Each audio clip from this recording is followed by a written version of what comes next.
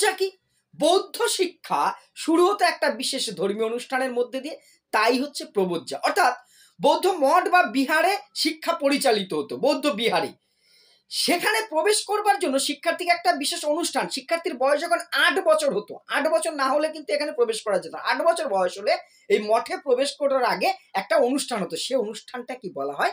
প্রবজ্জা। প্রবজ্জা গ্রহণ করার পর ছাত্রকে, আর তখন বলা হতো শ্রমণ, শ্রবণ নয় কিন্তু শ্রমণ, অর্থাৎ স্কুলে ভর্তি হলে যেমন ছাত্র, ঠিক প্রবজ্জা গ্রহণ করার পর অ্যাডমিশন টেস্ট দিয়ে আমি যখন ঢুকছি, তখন শিক্ষার্থীকে কি নামে ডাকা হতো?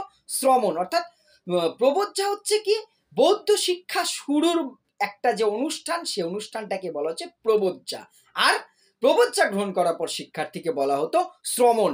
এই প্রবজ্জাটা কত বছর বয়সে হতো? ৮ বছর বয়সে। এই সংক্রান্ত সম্পূর্ণ ভিডিও এবং অন্যান্য এডুকেশনের সমস্ত বিষয় চ্যানেলটিতে আলোচনা করা আছে। ভিডিওটি ভালো লাগলে চ্যানেলটি সাবস্ক্রাইব করে পাশে থাকার অনুরোধ করছি। ধন্যবাদ।